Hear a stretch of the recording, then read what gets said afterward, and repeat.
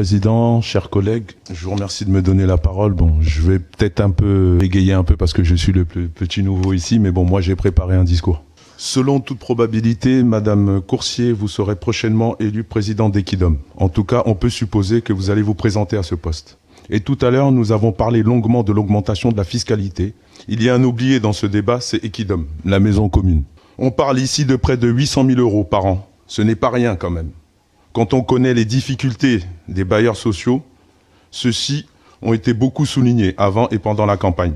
Les questions de proximité, de salubrité, de moisissure, les montants des charges qui augmentent, les conditions très difficiles dans lesquelles de nombreux locataires se trouvent. Vous avez fait beaucoup de promesses, pris de nombreux engagements à propos du logement social. Aujourd'hui, avec cette augmentation, vous retirez à notre bailleur des moyens importants et de façon certaine. Ce n'était pas envisagé dans ces prévisions budgétaires. J'ai ici quelques exemples. Avec 800 000 €, on réhabilite 50 logements plus les parties communes dans le quartier des Couronneries. 800 000 €, c'est la moitié du budget annuel de réfection des logements du bailleur entre deux locations. Et enfin, le sujet moisissure dont on a tant parlé pendant la campagne, le budget annuel d'Equidom des moisissures est de 400 000 €. Donc je reviens à ma question. Est-ce que dans vos choix d'augmenter massivement les impôts, vous avez pris en compte les conséquences financières pour notre bailleur? Merci.